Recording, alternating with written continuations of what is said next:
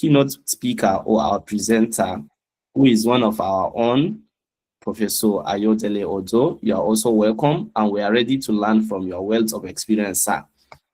At this point, I would like to move on to the next item we have on the schedule, which is the opening remarks by the Dean, Faculty of Physical Sciences. Prof, you are welcome, and over to you. Okay. Please, can you hear me, everyone? Yeah, we can hear you loud and clear. Good. Good afternoon, my dear great people of Faculty of Physical Sciences. And Happy New Year again. It is a pleasure to open the first webinar of our faculty.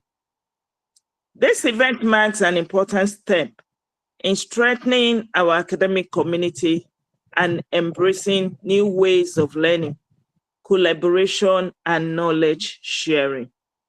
Let me use this opportunity to appreciate once again the Chief Host, our Vice Chancellor, for giving us this enabling environment to flourish. And I want to thank our team. The chairman of the team is Professor Ayodele. Prof, thank you very much for doing this great work. And for every other person in that team, I said thank you very much. I want to appreciate our speaker too, Professor Odo. Father, we really, really appreciate you, Prof. Thank you so much for giving us the first webinar of our faculty. I want to appreciate you for your efforts and commitment in making this webinar possible. Your dedication reflects the spirit of excellence we strive for as a faculty. And I want to wish every one of us a productive and a very inspiring section. I don't want to take much of our time, so I want to thank you all, and I officially declare this webinar open. Thank you very much. Thank you very much, Ma. That is a very interesting welcome remarks, and you are already setting the first for the webinar. Thank you very much. It is now time for the meat of the matter. And usually or traditionally in such an academic gathering, which includes webinar, we do normally recite, or let me say, read the short bio of the speaker or presenter.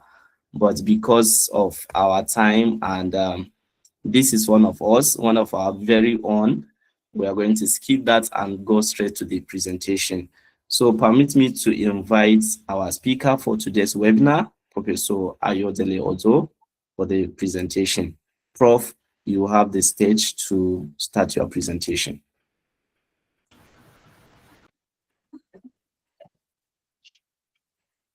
Good evening, colleagues and friends that have joined this webinar this evening. I believe you can all see my slide. I wouldn't know if to put it in presentation mode, but if you can see this, it will be easy for me to go back and forth within the slide. And also for me to be sure that I'm still connected. In a given presentation where I switched to presentation mode, I did not realize I've been disconnected. Only after the talk, for my attention to be called that they were trying to put my attention to the fact that I wasn't visible anymore. So it's my honor to be here this evening to present this subject. I must admit that I'm not the best expert that could possibly have delivered this talk. So please accept whatever I say here as that coming from an immature entrepreneur, even though I'm somehow an entrepreneur, but not an expert to that matter. Okay, so we're going to start with the first slide, which is the introduction to this subject. My name is Ayodele Odo, and I'm from the Department of Physics, FOIE, as well as Ligan Scientific and Instrumentation Limited. So the basis of this presentation is to discuss the role of academia in national economic development of Nigeria through engagement with entrepreneurs, as well as how we as the academia can be self-dependent by engaging in self-entrepreneurship. I will highlight some basic gaps or problems between academia and the entrepreneurs.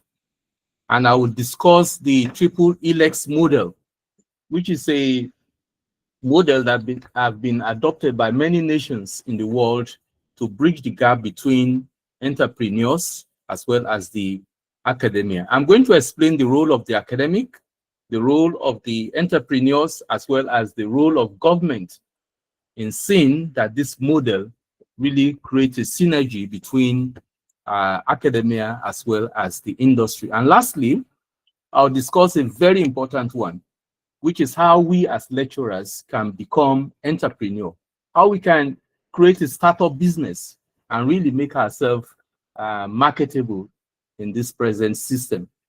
So the presentation is going to be interactive. As I said, I'm not the best expert. I know amongst the crowd there are people that are also entrepreneur and that are good at what they are doing. So your suggestion, your comments will also contribute to the feel for this webinar. So the university as a community serve a crucial role in industrial as well as economic development of the nation. We are known for knowledge and research, and our core activity in the university is knowledge creation and dissemination, education and skill development, innovation and economic growth.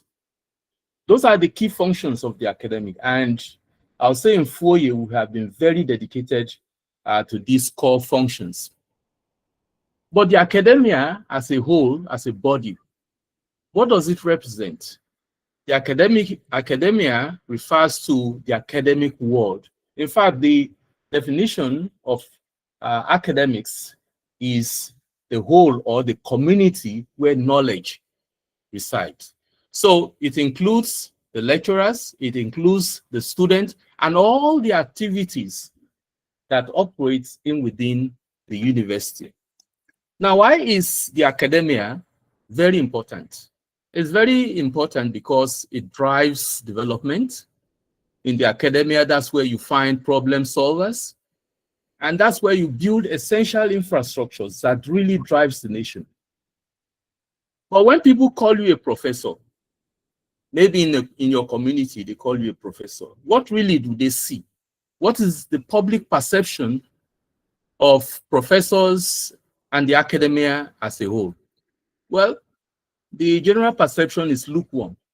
Many people don't see us beyond the classroom. All they think of is that the university consists of classrooms and maybe blackboard and now whiteboards where professor writes all they know on the board and the students are forced to assimilate those knowledge. And that's how the politicians see us too.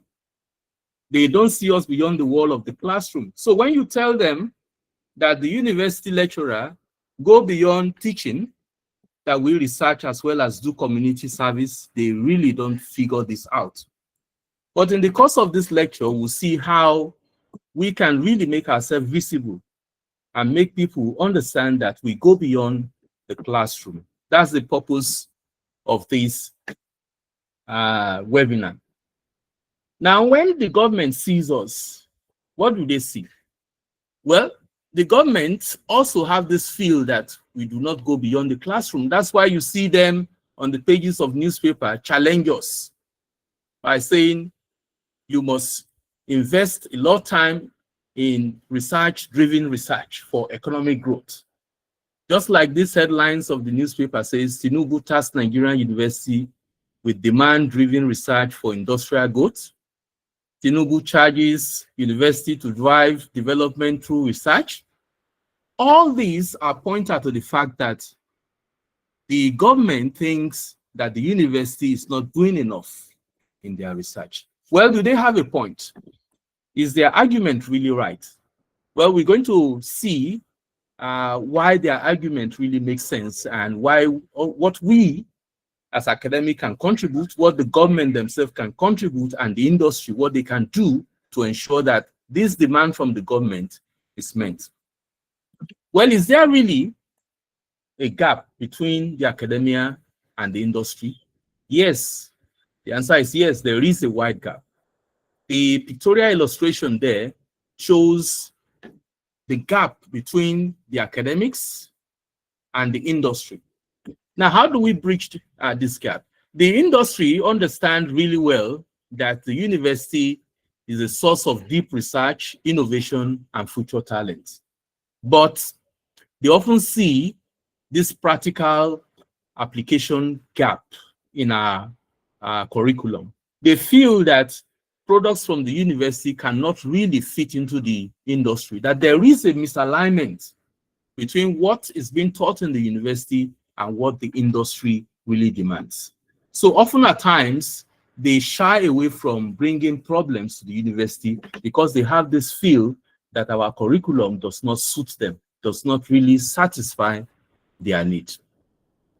So how can we, as a community of knowledge in the university, really transfer all our research papers, all our scopus and everything into useful applications that can really produce money and drive the economy?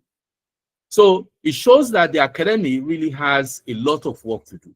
And why are the industry having this perception? It is because in most developed nations, most of their industries are driven by research from the academics, from research from the industry.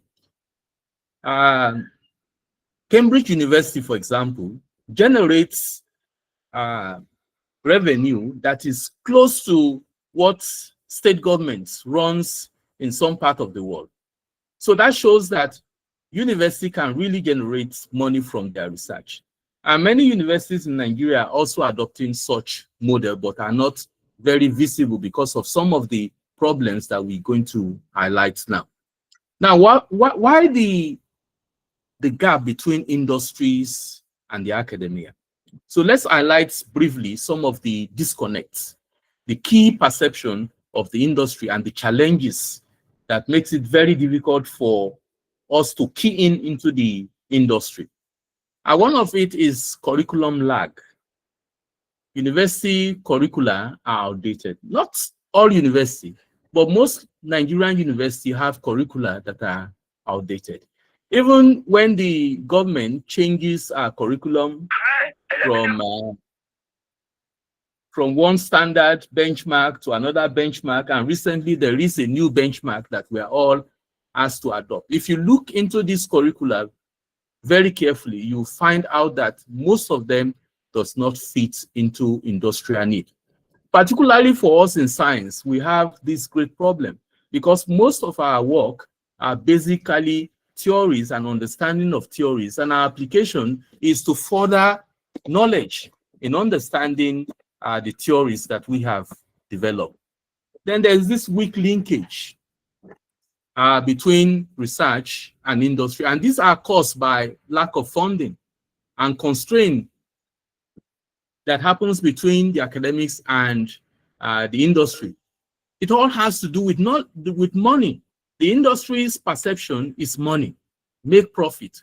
Whereas for us, we want to increase knowledge and we are happy seeing people acquiring this knowledge. So there is this mismatch between what we focus on as the academia and what the industry are focused on. Then there's this gap again between theory and practice. Well, we in the academia focus more on publishing our theories. We take great pride in seeing our work being published and being cited by other researchers.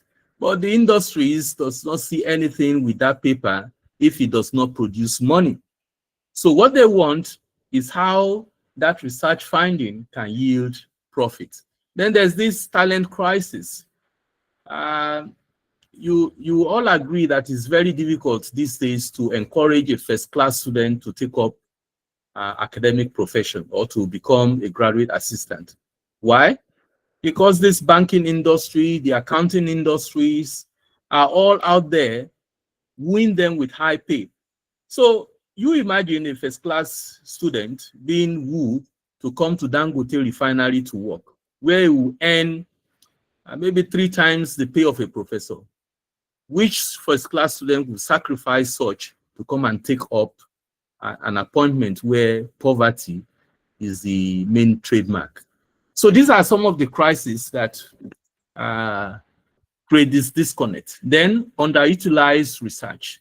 Most of our research really do not go beyond being published and sitting in the library or on our desk. So there's often this poor quest by the industry to look at research paper to see if it can solve their problem. Now let's go in detail into some of these problems and see the results of these problems. Now the first one is the curriculum lag, which I explained earlier on, that there's a mismatch between academic curriculum and industrial needs. Now, what do industry really want in curricula, or how can our curriculum really reflect industrial need? And this will only happen if we teach or change our curriculum to teach applied courses. Many universities today have departments like applied physics, applied chemistry, applied or physics, electronics, or industrial chemistry. Now, these courses are supposed to be designed to meet industrial need. But unfortunately, most of the courses taught in this from these curriculums usually are more of theories than application. Now, what's the result? The result is that many graduates lack hands-on experience, making them unemployable in industry that requires specific technical competence. And it's a big problem. So most industries today, when they hire our graduates, they are forced to go and retrain them for specific needs. So in fact, most of our graduates cannot even beat their chest and say, these are the skills that I really get out as a graduate of this particular course. So most industry find it very, very difficult to employ them. Now, what is the result of linkage between the industries and the academia? Now, first of all, we need to highlight why there is this weak linkage. The basic problem is that the industry focus on short-term gain. I mentioned that earlier on. The industry, when they invest maybe 10 million in a business, they want to get a turnover within that year so that they can make a report to whether their investment in such a program yield result or not. And if it doesn't yield the expected result, they want to evaluate whether to continue or not. So rather than expending their resources or their fund in long-term, high-risk investment that R&D requires, they feel comfortable to invest it in buying and selling, or investing it in the currency market where they are sure of getting the return. And this is true because most research, there's no guarantee that research can lead to great output. And that's why it's called a research. You don't know the end, that's why you are researching into it. If we had known the end, then there's no need to research into it. So research comes with risk, and many industries are not prepared to take that risk. Then lack of awareness and education.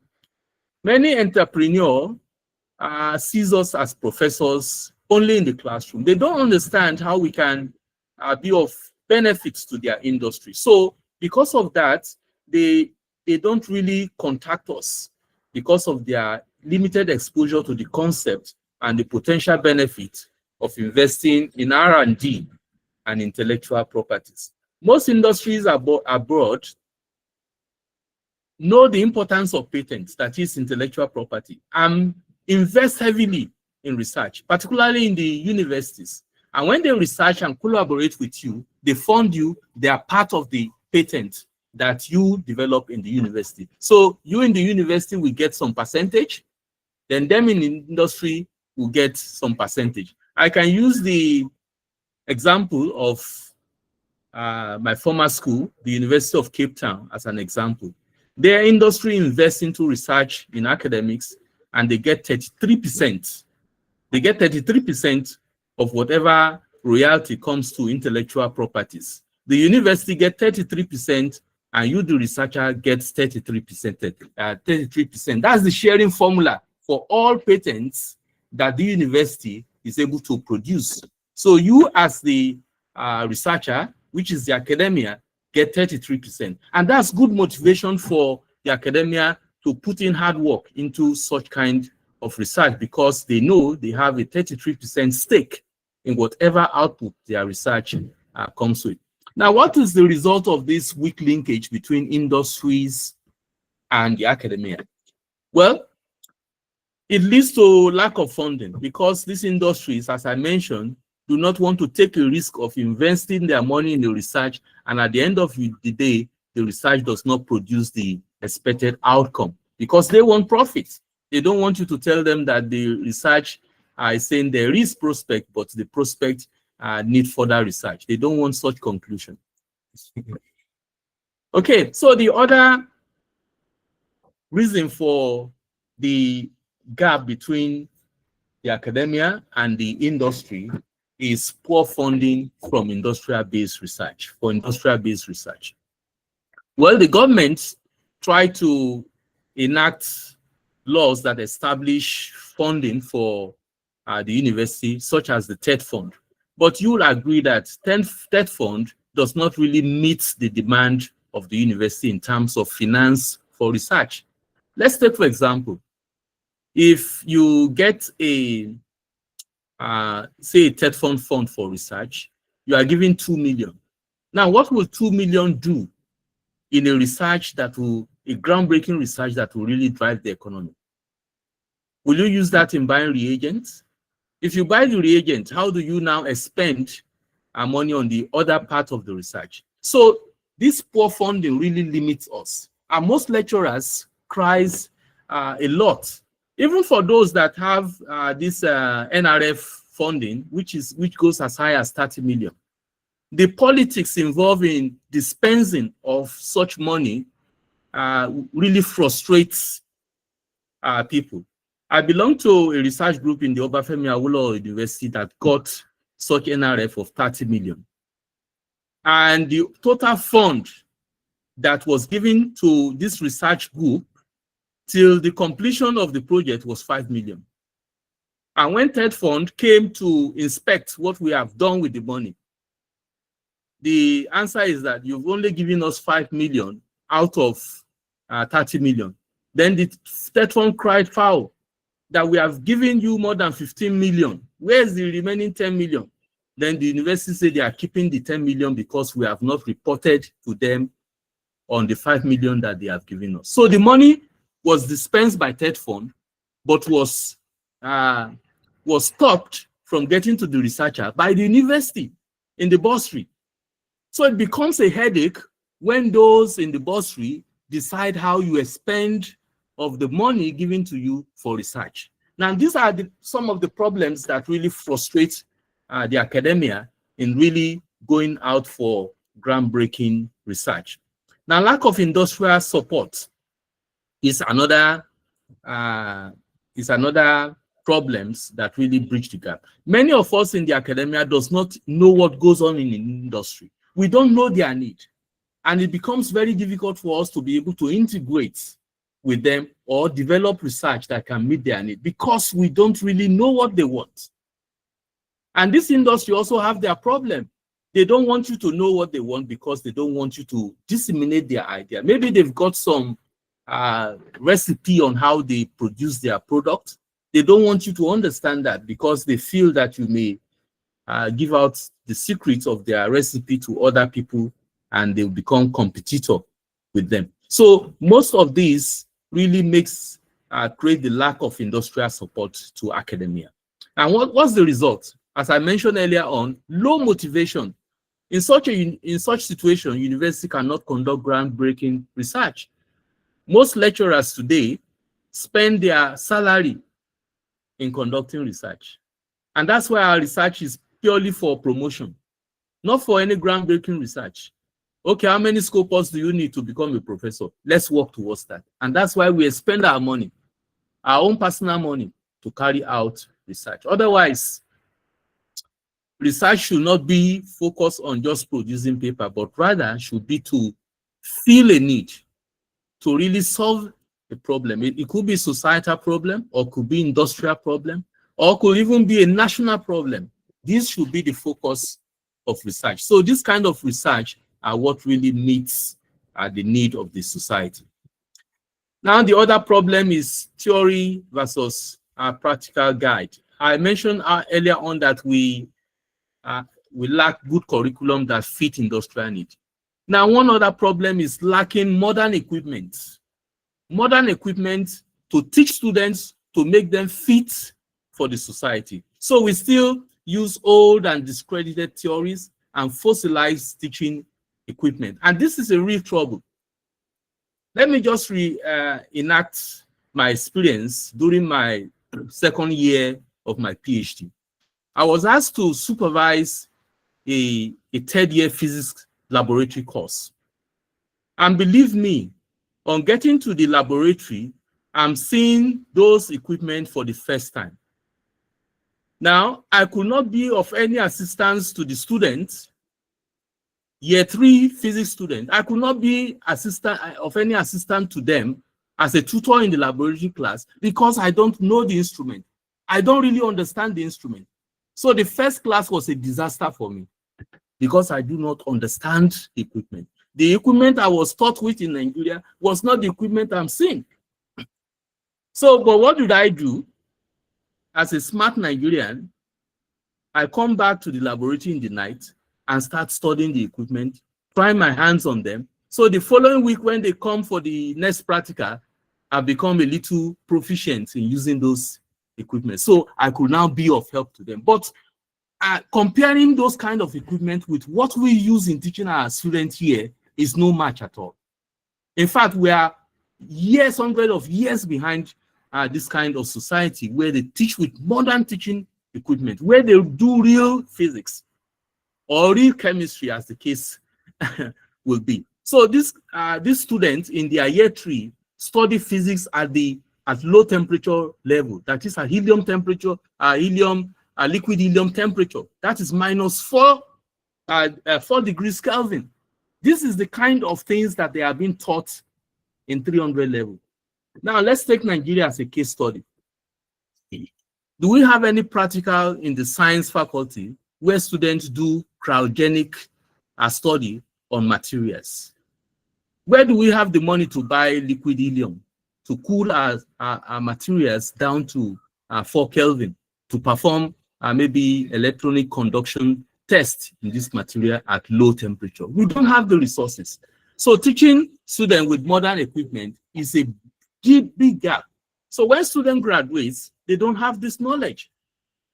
But trust the smart Nigerians, although they are being taught with this old equipment, yet when we get abroad, we are still able to cope. Within a short time, we are able to blend.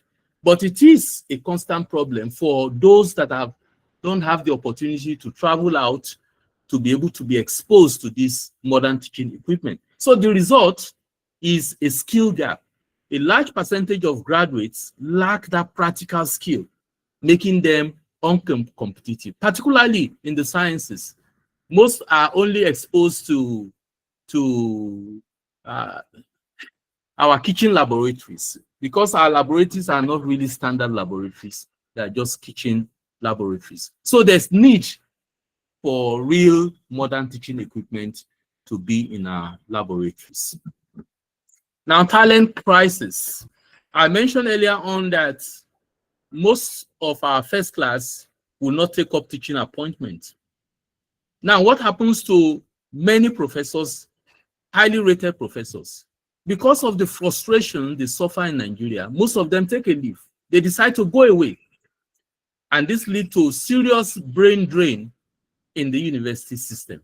So what are we left with? We are now left with people that are frustrated because they are not able to travel out or get other opportunity They just accept their fate. So this lack of motivation really does not drive good research. So it is difficult for Nigerian university to perform optimally because the best brain that are supposed to be mentors to the ones coming have left.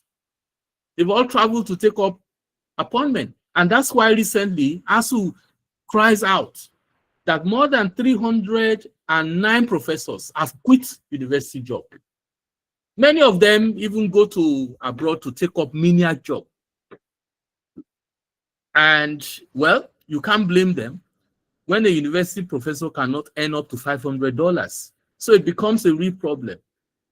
So a university professor that has opportunity to travel out will not think twice before he leaves. I could remember the South African model. In South Africa, for example, the quest for South African lecturers to come back home is not about the money, because they don't have to think about their salaries or their pay.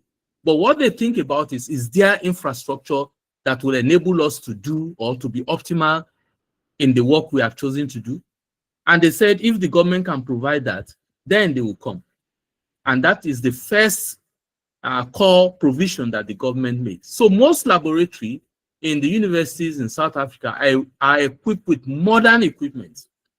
There's one basic equipment that the South African government, for example, is invested heavily on now, and that is synchrotron facility, which allows researchers to be able to investigate in depth into materials. Now, most South African researchers have to travel to places like CERN, places like US and Brazil, where there are synchrotron radiation facilities to perform this experiment. But recently, the South African government, because of their conservative nature, wants to keep this researching within their country, and they are investing heavily in that. And no wonder you see many of Nigerian researchers traveling to South Africa. In fact, the majority of the universities in South Africa are populated by Nigerian professors. They see the need, they know Nigerians are brilliant, and of course, they are willing to accept them.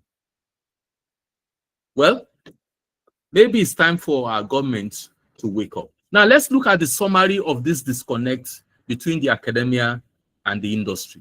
Now, what has it led to? It has led to skill gap, as I mentioned earlier on.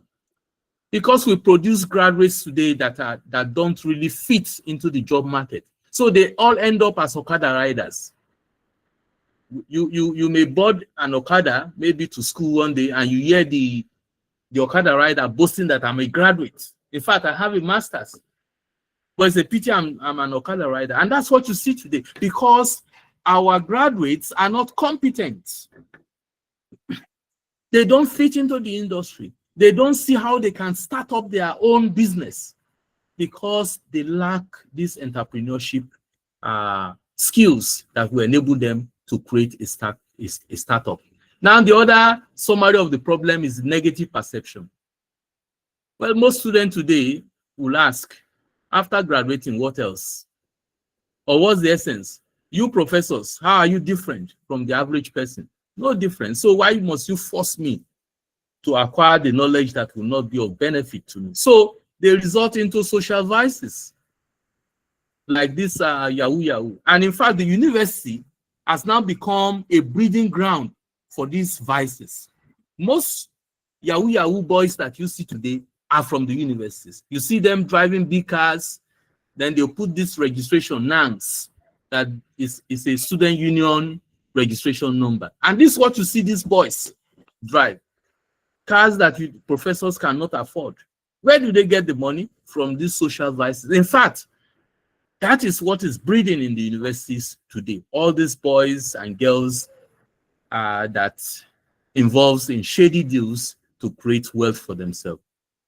Now, the other summary of the disconnect is lost consultative opportunity. So business are unable to leverage on academic experts. They don't even see us as good consultants. They are not interested in our data analysis because to them, our data analysis are basically theories. It does not really solve problems for them. So these are the summary of the disconnect from the academia. Now, what's the solution to all these disconnect problems? Well, Nigeria is not new to this, and there are policies that have been formulated by the Nigerian government to address this gap between the academia and the industry. One of such is the triple helix model, that is synergizing the university, the industries, as well as the government, where each of these core body perform roles and synergize their role to be able to come up with useful and economic impact on the society, as demonstrated by this pictorial illustration. So the academics have a role to perform, the industry have a role to perform, and the government have their own roles to perform as well. Now, what is the advantage of using this model to drive the interface between the academia and the industry? Now, the important key of the triple helix model is that it enhances knowledge exchange and transfer. I will not discuss much about that because that is explicit enough. Then synergetic collaboration. It allows the industries and the academia as well as the government to rub minds together, address the need of the society, and produce things that will solve the problem. Then socioeconomic development. Of course, every economy is being driven by knowledge.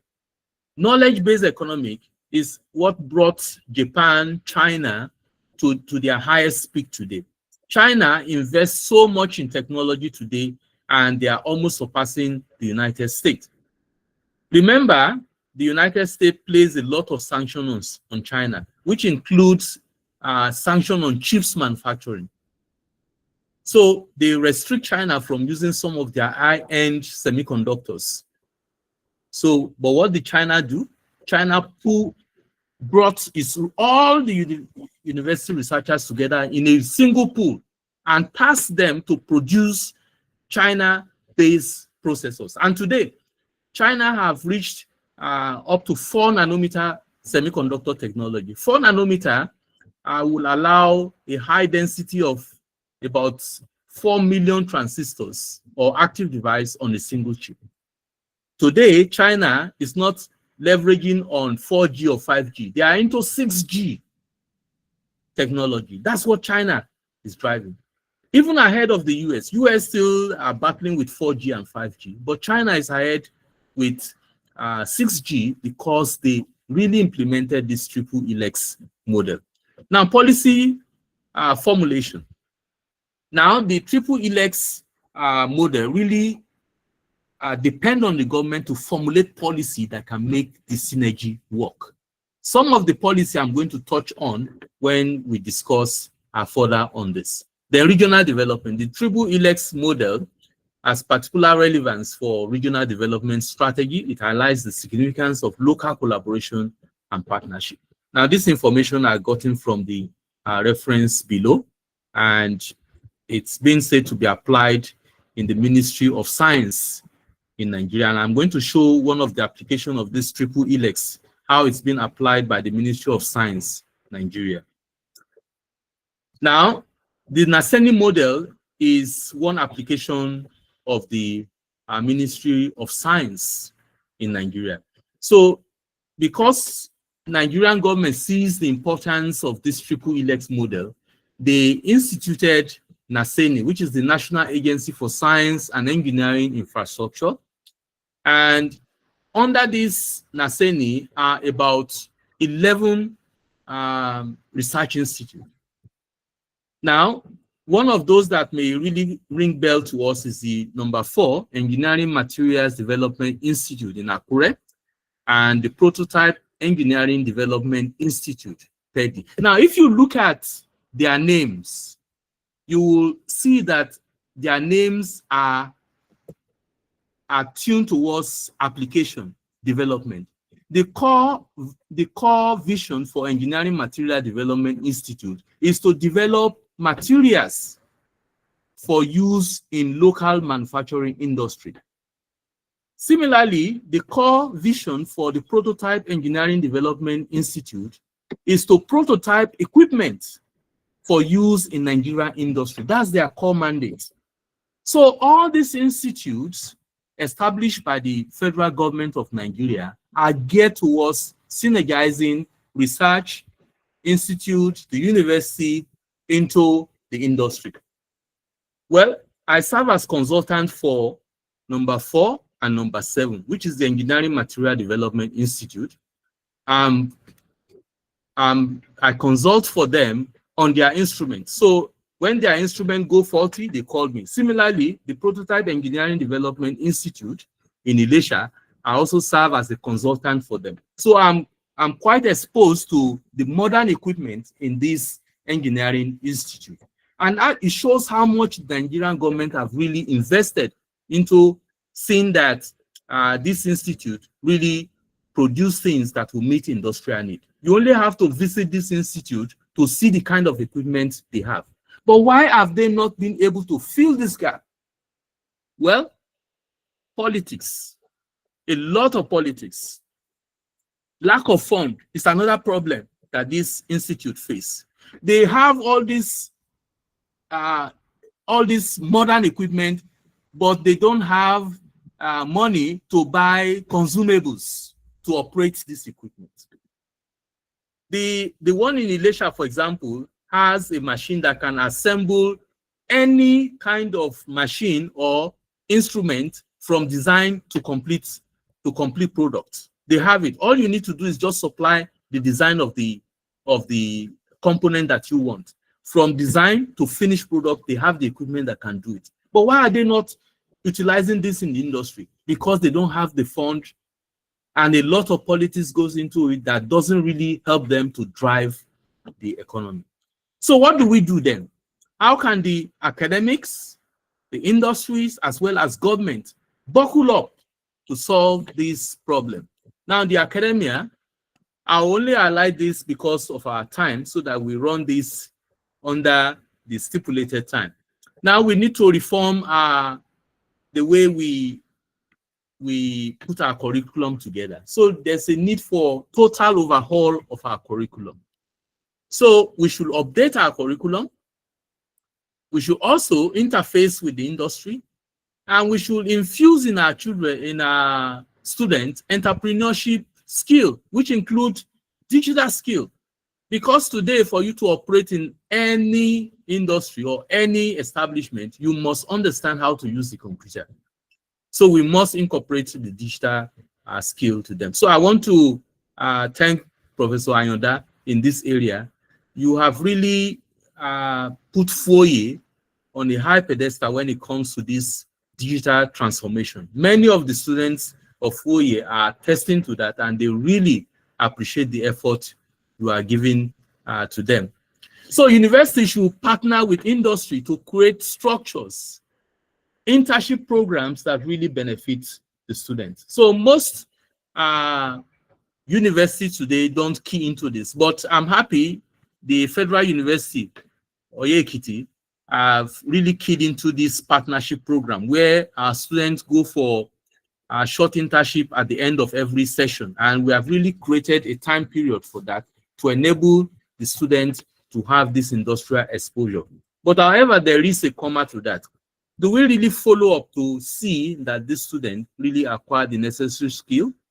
Or do they just go somewhere and at the end of the day, cook up some reports and bring it back to the university? Well, many students engaged in it and they have seen the impact. So this student really appreciate it, but many students don't really work this out. They don't see the importance. So we need to encourage them and also to put infrastructure in place to go and check them.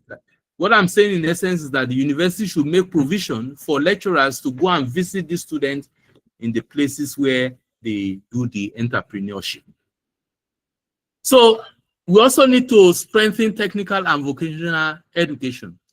Recently, the Federal University Oye-Ekiti included entrepreneurship as part of its curriculum, where each student must take an entrepreneurship course. Now, these courses does not only allow the student to acquire the skill, it also encourages the student to see that they can stand independently. Later on, after their graduation, they can start up a business based on the entrepreneurship skill that they have acquired. Now, what's the role of the industry? Well, the industry also have a big role to play. They should sponsor real-world projects for academia to solve. There are a lot of problems in the industries which they are yearning for solutions to. So they should trust the academia, particularly in Nigeria, to be able to solve their problem. Let me give you a very sad experience. After my PhD, I was working in a laboratory for my postdoctoral studies. Now, in that laboratory, there's a section that deals with high flame combustion. Now, Shell Petroleum is the sponsor of that laboratory. A state-of-the-art equipment was placed in that laboratory. So on the inauguration of the laboratory, they call all of us to be at the part of the inauguration. And Shell, people from Shell came and were giving lectures on how they invest and what they have invested into that laboratory. It pissed me off because I wonder if Shell has a place where they explore oil in South Africa. They don't. But Shell explore oil in Nigeria, and yet there's no university where Shell have expended such money in the laboratory in any Nigerian university. So I put up my hand that I want to ask a question. And that's the question I asked the sponsors from Shell. I said, you explore oil in Nigeria. Is there any university in Nigeria where you have also invested this kind of laboratory into? They all kept quiet. Because it is heartbreaking that these industries, they come, they exploit our oils and go elsewhere to invest into research. What's the cause? Because they don't see us as capable of doing research for them. So they carry their money to places where they feel they can get what for their money.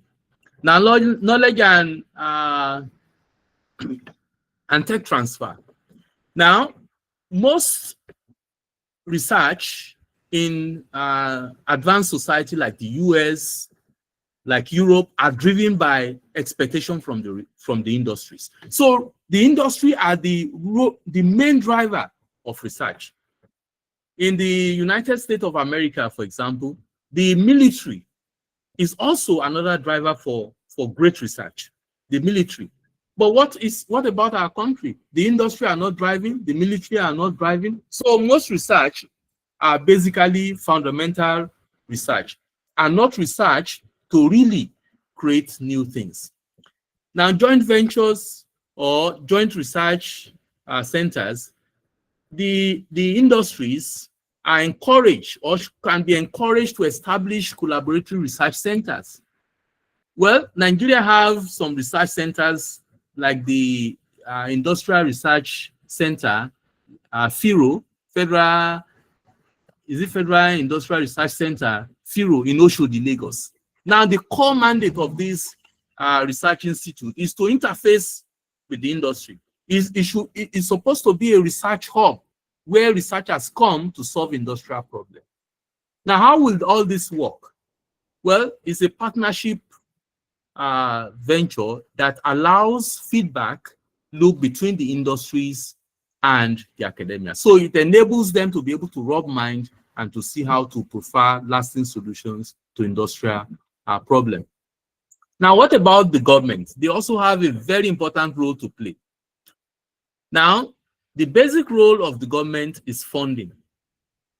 And also, they can create tax break for industries as an incentive. So this will encourage the industries to be able to invest some of their money in training our students. So government can also formulate policies that emphasize technical training. And this can be done by establishing more polytechnic and technical institutes. But it's quite unfortunate today that the Nigerian policy discredits polytechnic education. In fact, most polytechnic graduates are seen as second fiddle, and they don't want that.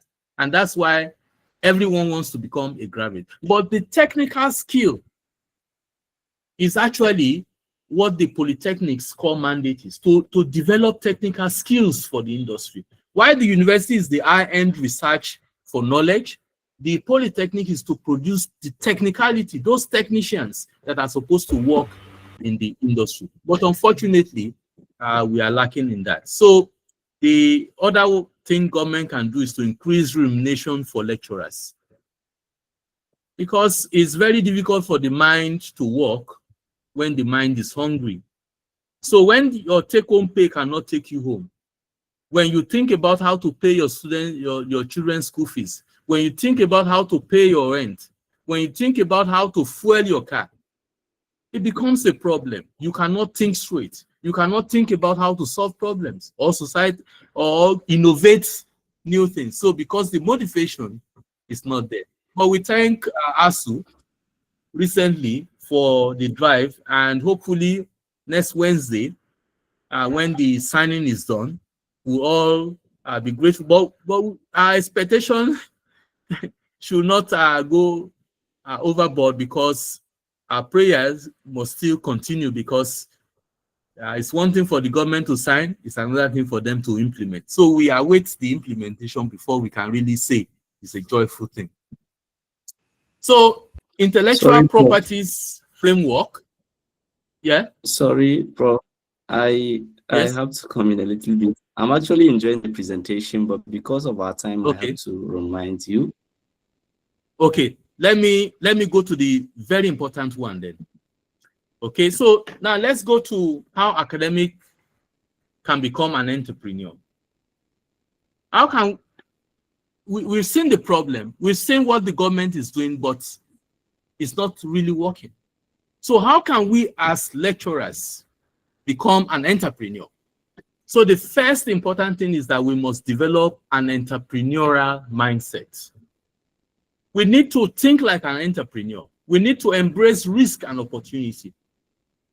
Each entrepreneur takes risk, invests his money, and he wouldn't know if this money will yield or will end up in a failure. We need to cultivate transferable skills. So when we are teaching, we must look at the business aspect of whatever we are doing. Then learn business fundamentals.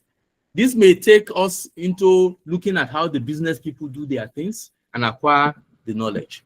Then secondly, we need to identify and validate our ideas. We need to find a niche. Finding a niche means looking at what you can do best. What can I do? What can I produce? What knowledge do I have? And how do I expend this knowledge to make some income for myself? Then we want to start small. We want to start maybe a cottage industry based on the knowledge of our research or what we can do to fill the need of the market. Then create products out of our idea. The chemistry people, for example, can create soap. They can create all these little things can form a cottage industry that can serve the needs of the society. Now build your network and support system. Network strategically, that is to connect with entrepreneurs. And that's where you can really get potential investors into the solution you are trying to provide. Then find mentors. Seek out successful academic entrepreneur or business leader who can guide you. There are a lot of professors that are into different business, even in FOE. So we can collaborate with this one. We can ask them for guidance and mentorship. Then we want to utilize the university resources. Engage with technology transfer office, innovation centers, and entrepreneurship faculty to make use of their resources. Then formalize your venture. Now, craft a business plan. Understand what IP is. In fact, most business are driven by intellectual property, that is patent. One of such is this PST sensors. This PST sensor was established by my supervisor and all his students.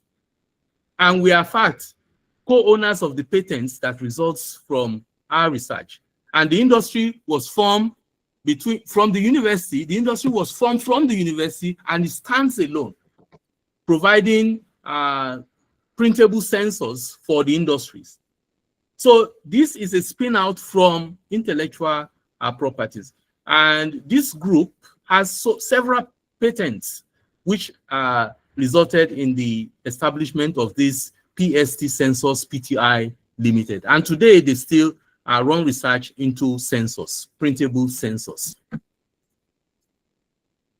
Now, structure your business, which is a very important aspect. So you have to start up at least, create new companies based on patented technology, consulting service. If you cannot create anything, you can act as a consultant to many of these industries.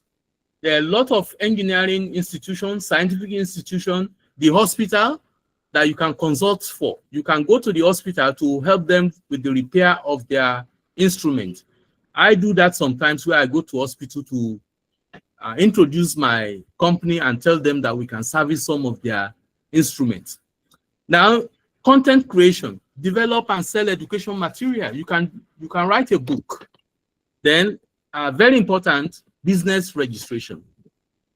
You don't have a business in Nigeria or you cannot progress, even with the new tax law now. If you want to run a successful business or any business in Nigeria, you need to register it. So the CAC, which is the Corporate Affairs Commission, is a place where we must register our business. So lecturers are encouraged to start up a new business and register it with the CAC. So I feel,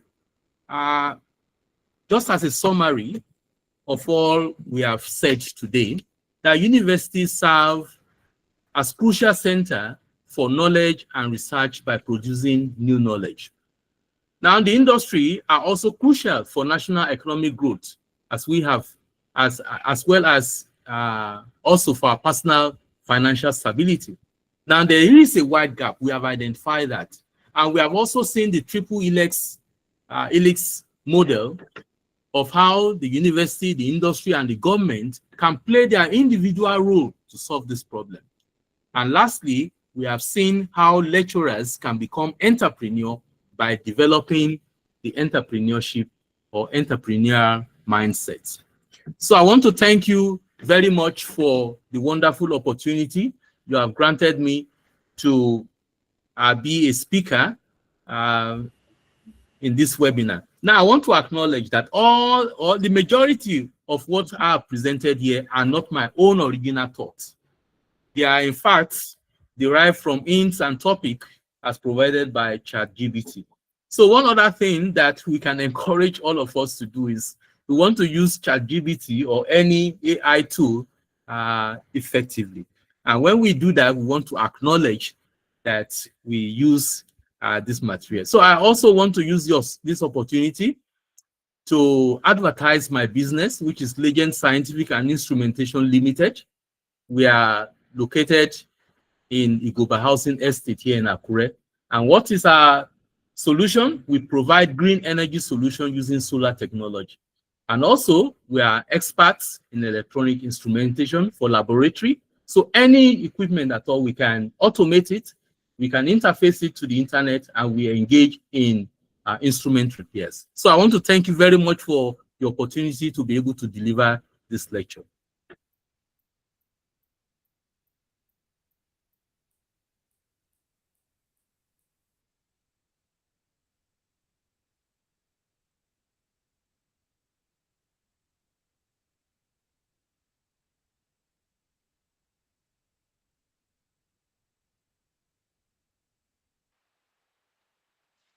Thank you very much, Paul. Okay. Thank you very much, Paul, for the wonderful presentation. Now we'll call on Dr. Benito to please handle the question and answer section, please. Dr. Benito, are you online? Dr. Benito? Dr. Ben, are you online? Okay, if he's not here, so as much as I want to, to call on us. If you have any question, please kindly raise up your hand using the mic icon, or you can unmute yourself and speak. I'm sorry, we lost the moderator, and that's Mr. Imam. I think we lost him. So that's why I'm taking the question and answer section. If you have questions, kindly unmute yourself and go ahead with the question, or you raise up your hand, or you can also type your question in the chat box. Thank you.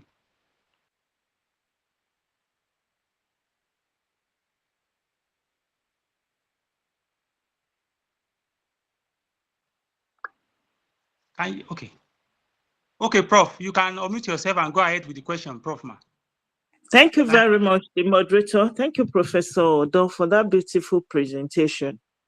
Actually, you've said it all, and I'll just need to encourage our, especially younger colleagues coming on board, that we should find a way of combining this our work with some skills. That is the only way that we can have a breakthrough. There's no how you continue with this lecturing job and you think you'll be happy. Because, initially, if you're starting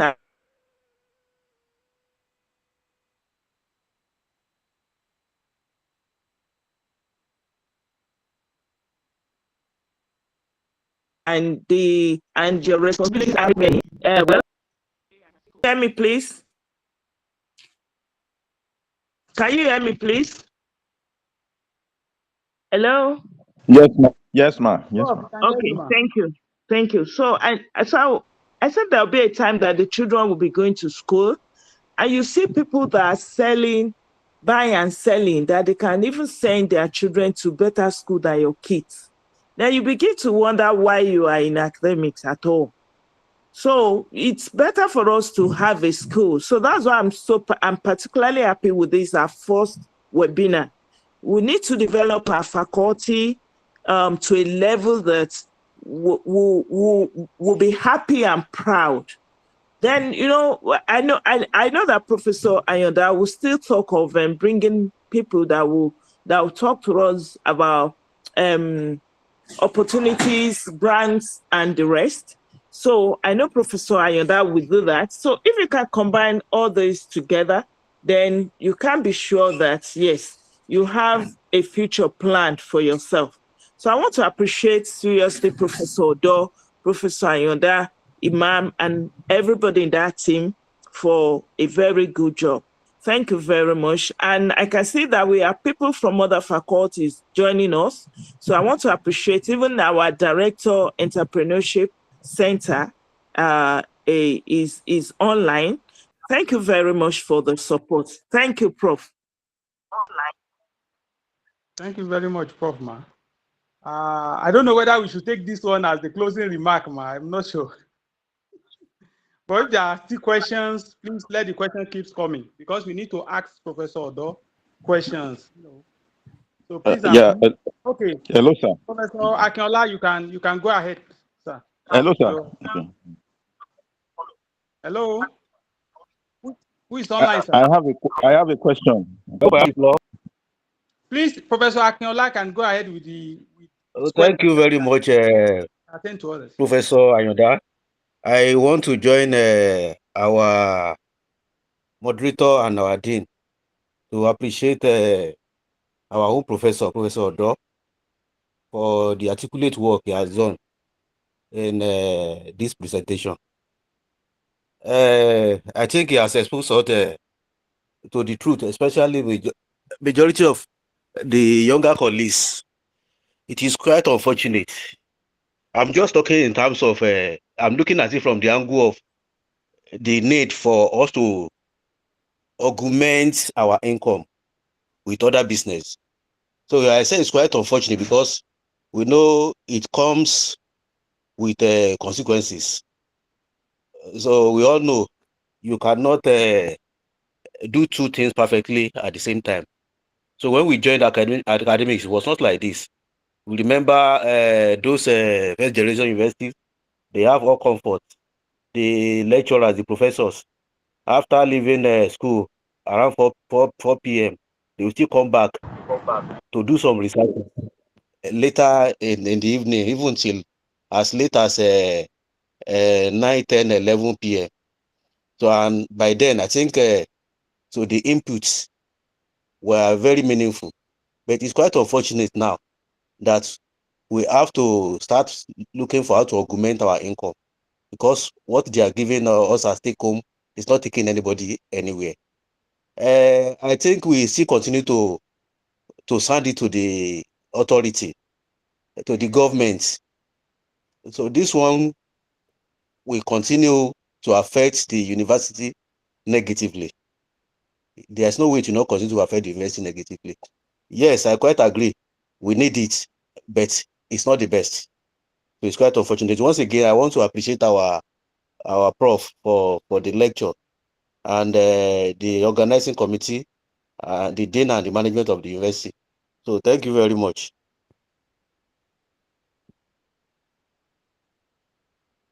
Thank you very much, Professor Akinola.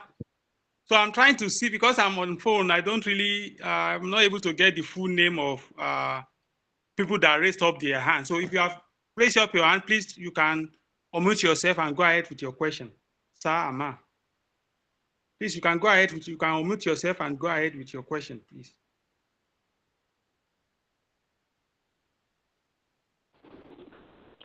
Good evening, sir. Good evening, man. Good evening to you too. Yes, sir. So my question is, I think foremost, I have to say this is a very, I think it's an intent now that people are discussing about, not just in 4 years, but in the academic world, generally in Nigeria. But there is something that I feel will also help, and that is about collaboration. We find out that when we look at it generally, you know, when you look at the funding opportunities, you look at even the environment itself.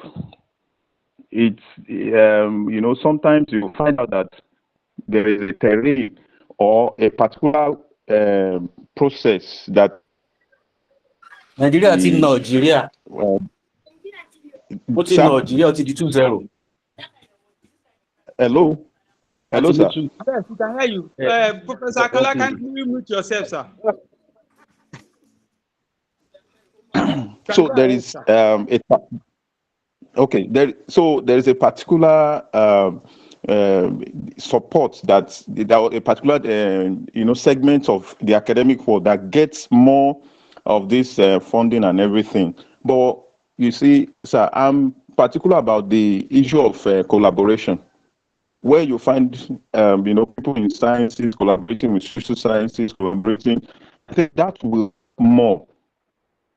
That will help to, you know, improve whatever we're talking about, not just in the issue, in the aspect of finance, or not in the aspect of income generation, but also in the aspect of building society relevance, academic relevance, and all those things. So my question is, how those of our orgas at the top, how are they really going to help with this issue of collaboration for us who are coming up, so that, you know, they can also help us to grow? Thank you, sir. Thank you for the question. Professor Odo, can you please answer the question, sir? Thank you very much. I really feel that we can also have other people to make comments or answer some of the questions. But let me start with that of Professor Akinola. Your point is really germane. And Professor Akinola, I know, is also an entrepreneur and is speaking from experience. There's this difficulty for you to manage two things, particularly research and also pursuing a business. There's that difficulty. Your mind will be divided. And that is true. It got to a point where really my hunt for business try to overshadow my quest for research. And that is true, because man must augment a need.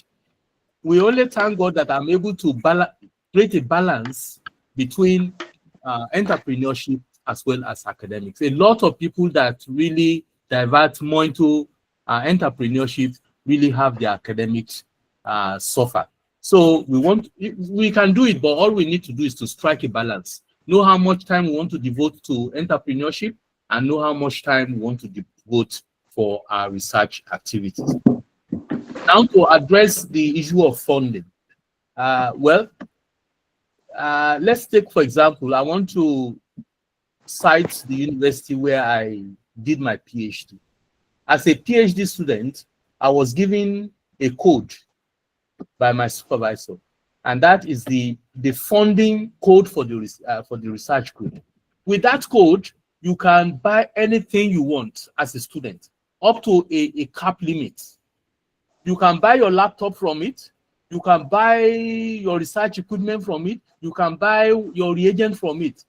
Up to a cap, you don't have to take permission from your supervisor to do that.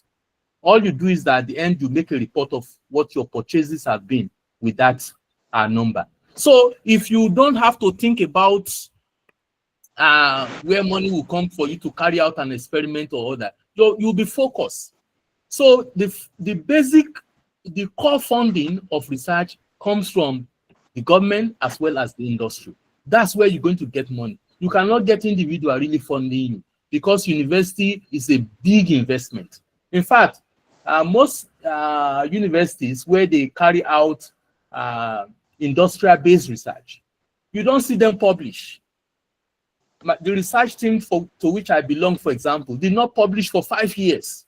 Not that we don't have materials to publish, but because most of the research are industrial-based. And this industry will tell you that they don't want this information outside in the world. So you see them when they write a paper or they write a report, their report is sketchy. You don't really get anything from them because the funder of such research will place restriction on you on how you make the information public. So you sign this non-disclosure agreement where the funder says you cannot publish your research. So it also comes with consequence. So if you are researching for industry or industries are financing your research, they want to keep confidentiality where you don't publish. And that's the other side. So government remains the sole funder that can enable you to explore industrial research as well as to publish your output in knowledge base so that you can also be appreciated in the academic world. So I think any other person can also give answers to that question. Thank you. Let's talk about funding. I said collaboration.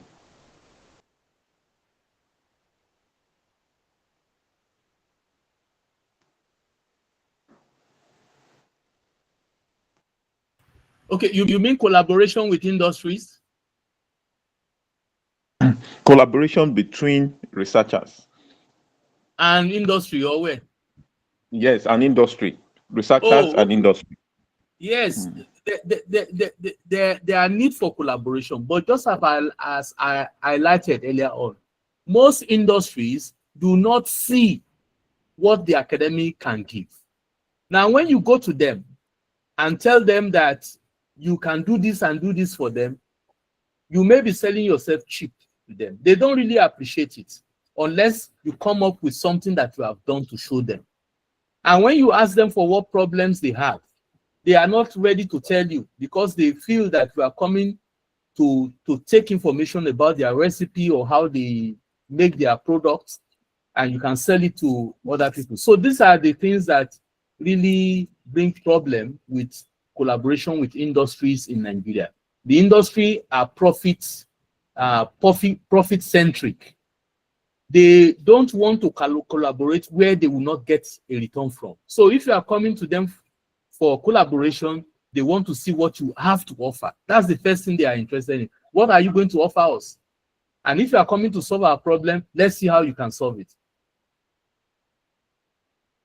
So there's need to collaborate really, but there's really the hurdle to be able to do that effectively in Nigeria. So most universities abroad, it is the industry that really comes to us for collaboration.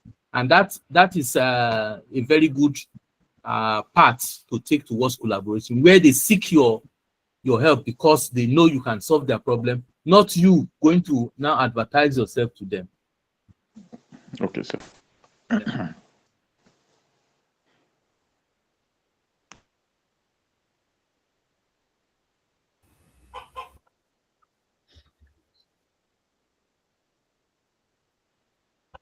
Dr. Benito.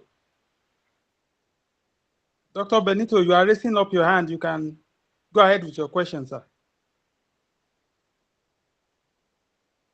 Good evening, my senior colleagues and my colleagues. Professor Odo, thanks for the lecture. I'm interested in your experience with OAU, where you said you were part of a team that won this NRF fund.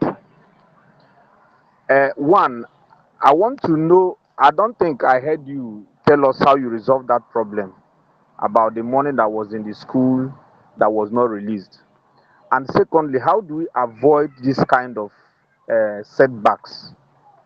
Because I know sometimes there was a time we had something like that in department. We wrote for systems and things, and when it comes, they will say, "No, you don't need this. You need this."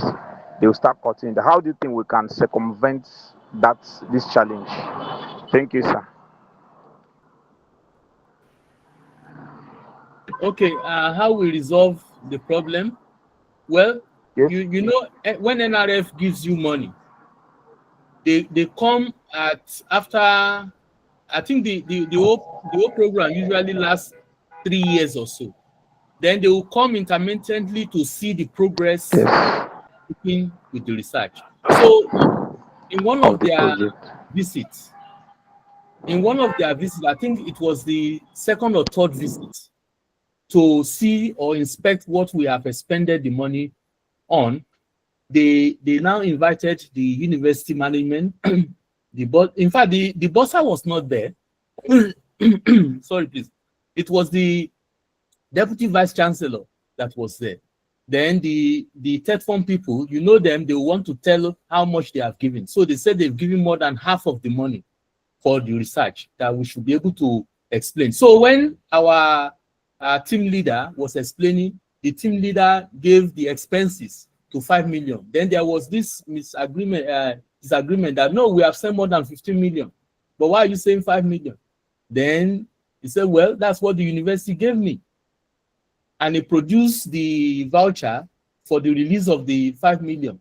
They released it in 2 tranches, 3 million and then another 2 million.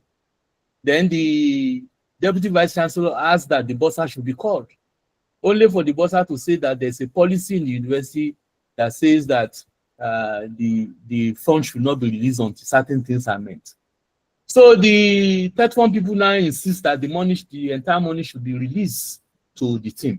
But the researchers are already discouraged, because as at the time when the money is supposed to be released, the dollar was still about 400, 500 naira to a dollar. But by the time they are now saying the money should be released, the dollar is now about 800 to 900 to 1,000 naira. So you see, those things, equipment that are supposed to be purchased, cannot be purchased any longer. So in essence, the research work that was estimated to cover that amount of money have now gone overboard. So that's some of the challenges, the bottleneck that comes. So I think there should be a direct link between TED Fund and the researchers, where money is released to the researcher directly, and the university is only notified. All right, thank you, sir. Yeah, because of our time, thank you very much, Professor Odo, for the wonderful presentation and the way you have attended to all the questions. We now call on the Dean of the Faculty of Physical Sciences to give us the closing remark. Thank you very much, Prof.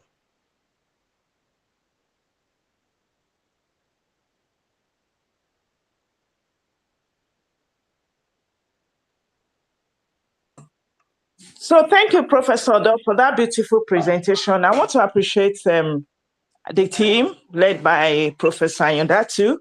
So please, I want everyone to be on the lookout for another webinar and our faculty lecture. And I know that our Professor Ayodele and his team will come up with a timetable for the event. So together, we're going to grow the university. I want to appreciate everyone for this beautiful evening. And I want to wish everyone a very good night rest. Thank you, everyone. God bless you all. Thank you very much, Thank you, Prof. Ma. Thank you very much for yeah. I think you are here now. Imam, I think you are here, Mr. Imam.